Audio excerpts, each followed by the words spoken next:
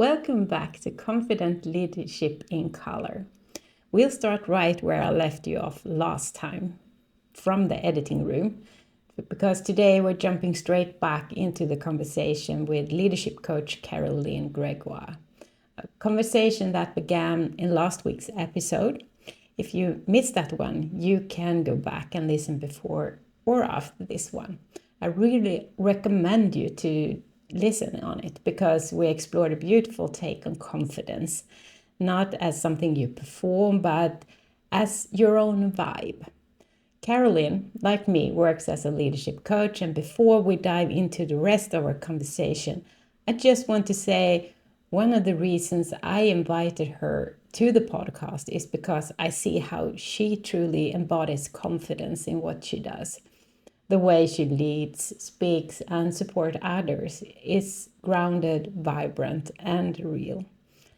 And here I explain more on how I see her showing that. One part that I'm so impressed about how she shows confidence, and that is through her figure skating, because that is a passion of her. When we spoke about this, I think we met in February this year, and you said that, well, in my heart, I am a figure skating artist. That is my true part, and that she really shows. Even though she's living in Portugal, she is pursuing that dream. I think it's marvelous. She shows that confident driving 500 kilometers one direction just to be able to practice. But that also shows her dedication, fulfilling the dream she have. And she actually is the number one in her category in Portugal. So she has won that championship there this year. Last year it was second place. Now it's the gold medal. I'm Hannah Saxmy, your leadership coach, and this podcast is your confidence boost in color. Let's go. If you look back a bit, what has happened in your life, and so is there moments where you feel like at that point my confidence really was challenged away, and or maybe grow extra much during a time? I will start with when it was challenging. In 2010, I took a leadership role at a reinsurance company. And really, my goal for me was to learn to be a leader and from there to be the best leader that I could be for me. And yes, for my team for sure. So, this is what really kept my drive every day. In doing so, I changed a little bit the focus on the topics that I was working with. I used to work before that, I was working a lot with numbers, number crunching, and actuarial stuff. And in taking on that role, I was responsible for topics that were qualitative, but I had my team of experts. So, I was fine. I thought I can really concentrate my work as a leader leading that team. Uh, my team knows what to do, they know the topic. What I didn't know along the way is that we were involved in a process, or within the insurance world, there were new standards that needed to be implemented, which was called Solvency II. But there was a lot of admin stuff to do. There were many meetings with the regulator. There were many new guidelines that needed to be written, that needed to be implemented. And there were times when I felt I don't really buy all that stuff. And this felt difficult, very difficult to sit in meetings where sometimes I felt like I doubt that it's bringing the company forward. And it felt heavy. And it even felt so that over time, I had the impression for me that I was moving slowly down into my zone of incompetence. I don't know if you're familiar with these four types of zone. There's the zone of incompetence, the zone of competence, the zone of excellence, and the zone of genius. So Slowly I felt like I'm not good at that. I knew that I had to keep my vision, leading my team the best I can. And this is what kept me actually really going for quite a while. Also, I had in being a leader with my team, I think I was always moving closer to my zone of genius. I was also organizing group wide conferences on risk management. I was in my zone of genius. So there was a balance, at least, let's say. But at one point, it felt like I don't want anymore to slip into my zone of incompetence. I've done it. Okay, let's tick the box. And now someone else can do this job. And maybe it will be their zone of genius, but it's not going to be my zone of genius. So at one point, I decided, okay, now it's time for me to move forward and do something that is in my zone of genius, which was to leave that job and to start my own company now as a coach, mentor, keynote speaker, and trainer.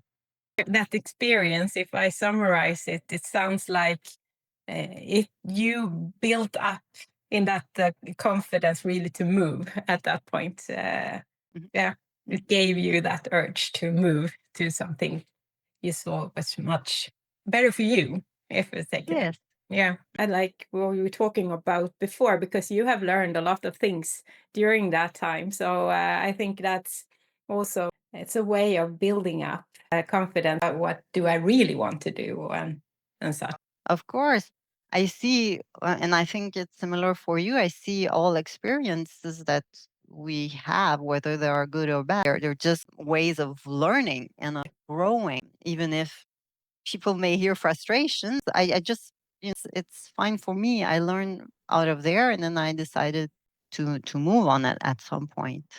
And I think one of the things that I have a bit challenge of saying that I made a mistake or such. It's not that I'm not doing mistakes, but it's more like I'm learning. But yeah, I have tried this now. Didn't go so well, but I learned this then. So that means that I can test another way or something else going forward. And it adds up in that experience and also confidence that I don't want to go that way, this way. I think we're always very hard with ourselves. I think we believe that we always have to do it right from the start. Mm, And actually, you mentioned it, it's moving step by step, adjusting along the way, and accepting what is. I think we can always learn from, I will say, mistakes. And sometimes it's years later that we realize what the learning was. It's not the yeah, next day. Sometimes you're like, what do I need to learn from that? You have no clue, but maybe years later, you know yeah. what it is. Needs the timeline in that sense to get perspective of things. It's always interesting to see what new pieces in the lifelong puzzle that we're doing, that we Yes. find new things that we maybe Yes. has slipped under something that we didn't know. Yeah, yeah. You come into what built that confidence to really start your business. Yes, I had been thinking of starting a business even before I started that leadership position. It Yeah. was something that was always in back of my mind. So that's why I had started this training where you and I met. And so it was really like I discovered while I had this leadership position that my zone of genius is to empower others. So it's like at that point, it was when I don't try it now, then when? It was Mm. the ideal moment. And from knowing this, it gave me the confidence that I needed. When you feel that you are not really that confident. So how do you realign again to like go into that alignment? When I don't feel aligned, it can be, sometimes it's just in the little nitty gritty stuff of the daily life or the daily work. Sometimes it's in a bigger perspective. But when I realize I don't feel aligned, the first thing I do is take a break. It's Can be 1 minute, it can be 5 minutes, it can be half a day, it can be 1 hour. What I take a break because at that moment I may be too much in my head and I need to take a new perspective on Mm, what's happening. mm, If I'm not aligned, probably I will realize that I'm stuck somewhere in what I'm trying to do. And while I take that break and try to leave my head, mm, I need to move, do some exercise, take a walk. I need to go in my body because mm, I mm, want to feel good and strong in my body. So I leave the problem from here to go somewhere else where I know I feel better. mm, And after this break and this moving, let's say, I'm able to look at, let's say, what happened or what is happening from a different perspective and realize, okay, what is it that I need to focus on? mm, What is the most important now? And do I need to do more of something? And do I need to do less of something? mm, Because mm, I think we live a lot in even if with my clients, I see they have more work, there are more processes. It's always mm, more. It's like, mm, can you do less of something? And I think we need to apply this to us as well, mm, because we live in a society where performance, doing more and more, it's mm, being celebrated, which is mm, nice, but sometimes it's not helpful. What can you do less of mm, that will bring you more focus, more energy, and in mm. the end, more alignment? Really valuable point there because it's yeah, I think it's easy to just add on things and then not really reflecting on like, is this actually meaningful or needed to do? Being in that corporate world, I'm not sure how many reports have been written. Yes, I agree with you. I'm I wondering, know. does anyone read them or not? Yes. Can you do less report or can you do them shorter? That they're more to the point, I Yeah. don't know. There are so many things that probably are not needed anymore. Or, Mm, sometimes yeah, we have always done it like this. mm, Okay. How do yeah. you want to do it in the future? Yeah, and I think it's more like short term, maybe we need to do it, but long term, Yeah. what is actually bringing the right impact or effect that we want in that sense? Mm. It probably not that specific report.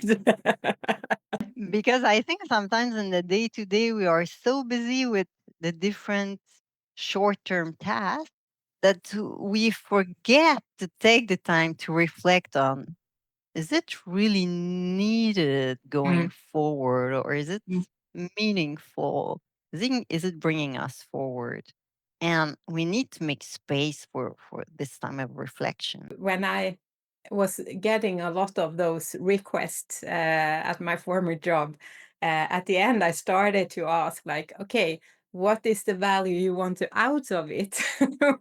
And understanding like, are they what do they really want to have as a result of this? And that also made them to start thinking about when they requested stuff because at the end they realized that oh, it was actually not that report we wanted this instead and so on, so that's also maybe also ask that to that person, maybe is that what do you really Yes, want of out of it. yes, yes, yes. Do you say thank you because it was done like this in the past, but you only need half of the information? If you only need half of the information, I can make a smaller report. And that's the beauty with the AI now. We can just add in and then they can produce it in various ways. So I think that's a good improvement in that sense. So you have already touched upon it a bit, but if someone now listening on this, what would be your advice to a bit boost their confidence if they felt like I don't have confidence or and so on? What would you say to that person to work with that? I like to remind people, and now for everybody listening, you were born with confidence. Mm, Otherwise, you wouldn't be born. You know? And, if you look at the small baby, when it's unhappy, it cries with full voice. It doesn't think, oh, mom and dad don't like it, I won't cry. It doesn't think like that. It's just there, fully confident. Mm. So that's the first thing I would like people to take with them. I think Mm. that everybody listening today. And why we lost part of it over time is that, we went to school, we were told, oh, you cannot behave like this, you shouldn't say this. And then it continued even in the workplace. We just try to fit in all of the time, let's say. I would ask this person, "Yeah, why, what is it you need confidence with right now?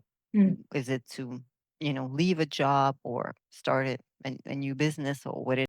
I would ask that person also this, to know what is the vision, what is it you want to reach moving forward, because it may be a longing, you know, Mm. and if there's a longing, keep in mind that the longing is waiting for you. It wants you to go there. Mm. Mm. So, what is the smallest steps you can take today that you give yourself permission, and that will keep you in your, let's say, power, and Mm. that will keep you safe as well? What is the smallest step you give yourself the permission to make that will keep you in your power and will keep you safe as well? And once you've done it, you survived it. Sometimes, we think about worst case scenario, it's only in our head. Oh, I've survived it. Then what is the second smallest step you can Yeah. do? So you can build also like this, bit by bit. Yeah, no, it's that being in motion, so to Mm. say, because Yes. sitting still and thinking will not take you anywhere in that sense. No. So it's more, and yes, there will be adjustments on the way. Like it's each time you try something new or such, that will definitely build confidence because you can see that from the past. I have done so much. Yeah. So doing this small thing, then I have confidence that I have done it before, so I can do it something new again, so to say. Yes. Mm. Yes. Yes. And sometimes I like to think, maybe all the things that brought your confidence down, on things that were said to you or done to you or whatever, or that you interpreted in a way that Mm. it brought your confidence down. This is the past. You Mm. can take all this confidence that you gave away, take it back now, Mm. take it back and move from there. Make the Mm. smallest step you can make. Definitely, and what we talked about also, that the past is to learn, so and Mm. we can't Yeah. change that. So Mm. it's more like, what will I bring with me from that, instead of focusing that I bring all of the things. We can actually leave things behind. That's Yes. the beauty of it. We decide. We are the Yes. directors of our life in that Yes. sense. Mm. Yes. And that's the a little bit in the similar vein of doing more, to carry less, doing Mm. less, it's carry less. Yeah. Carry less of, I will say, the garbage from the Yeah. past. And when I started to that bigger leadership job in 2010, of course, I did some trainings years before also. Of course, I had been leading projects and smaller teams. And I was also observing a lot. How do other leaders lead their team? How do they do this? Mm. And after a while, I realized, okay, this I like, this I don't like, this Mm. is me, this is not me. Just at one point, I realized, actually, I can do it the way I want. I can bring who I am, I can bring my own colors. Mm. And it's a plus for me because it's close to who I am. Mm. I'm showing up authentically, and it's good for my team as well. Mm. And I think that is a beautiful way of showing confidence and showcasing that we are unique, each of us, and that what actually organization want to have.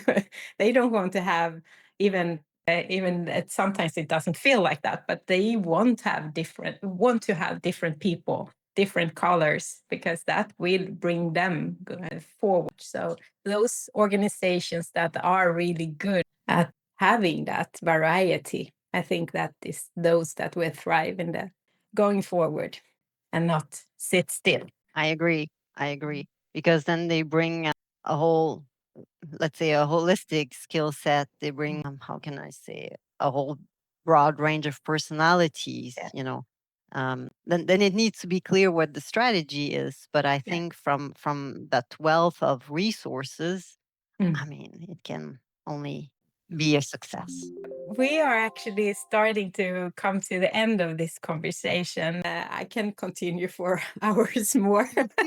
But is there anything you want to add in now, Caroline, that you have been thinking about that?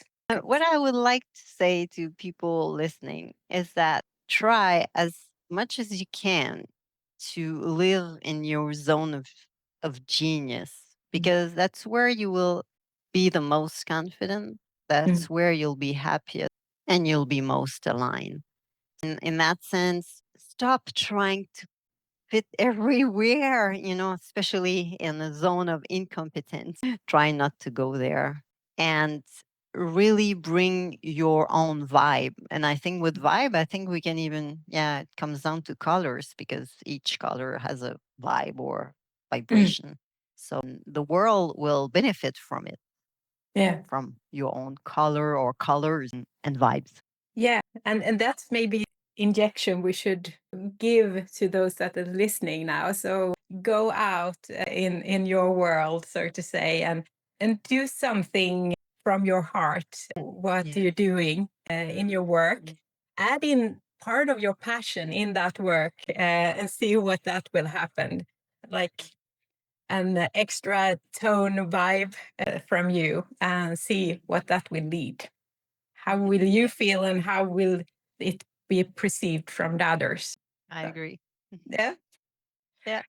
I'm really happy that you joined in here today, Caroline, and having this first conversation here on this podcast. I know that you are engaged in many speaker events and such, but you work as a coach as well. And if someone is interested to work with you in some way, how do they easiest get in touch with you? They can connect with me on LinkedIn. They can also check my website at cg-four.com. You can follow me on Instagram at coach.Caroline Grégoire. And also, I also have a YouTube channel. It's Caroline Grégoire Coaching. And also, I will be later this month or in August, I'll be launching a course on how to boost your confidence. So, and Hannah will give you the link. So, if people are interested to register or to register for the waiting list, we'd be happy to see you there. So I will put all of these details in the show notes so it's easy for you to find it. I would say that follow her on Instagram because I like she has some twist in her post sometimes that just make that extra laugh. I love her Christmas greetings, especially. They are so funny always. In and follow her, and you will learn things and get small tips on the way. Thank you, Hannah. Thank you, Thank you for Caroline. inviting me here. This was wonderful. I agree. I could continue the conversation for hours, but we know where to find each other. So Exactly. if we have the need to do another conversation at another time, that could be fun. So, and our last official online conversation, you can find that through my LinkedIn page, actually. And I think that also on Caroline's YouTube channel, because last time we spoke online, we talked about the subject change, Yes. the only constant. Variable. Yeah, exactly. And so, if you are curious to hear more about together with us conversation about the subject, then you can view that too. But thank you so much for coming in. Thank you, Hannah. Looking forward, and next time we see what will happen. we will continue to talk about confidence in so many ways and also adding color to that. So stay tuned. And that brings us to the end of part 2 in my conversation with Caroline. I hope you have felt the same energy as I did, that grounded, vibrant confidence that Caroline brings. There's something so powerful in how she speaks about leadership, not as performance, but as a presence, about choosing your vibe, about letting go of what doesn't serve and daring to lead more from your own colors. One thing that really stayed with me today was the idea of the zone of genius. That when we try to fit into roles, expectations that aren't really ours, it drains us. But when we operate from the part of us that are energized, curious, and alive, confidence tends to follow. So here's your invitation for the week ahead. What's one thing you could do less of to create more space for actually what's matter? And what's one color of yours, a strength, a quality, a part of you that's been hiding a little? What would shift if you brought just like one tiny percent more of that into your work or conversations this week?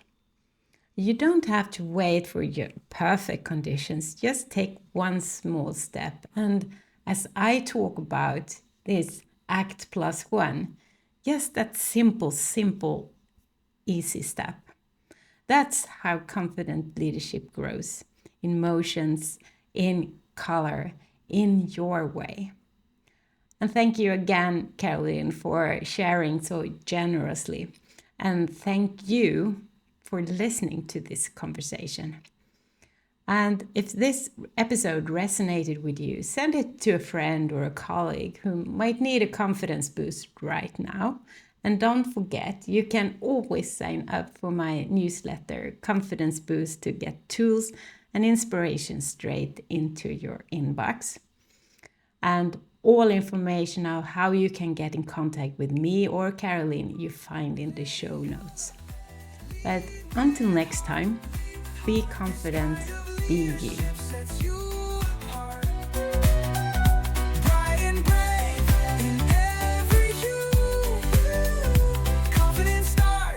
Inside of you.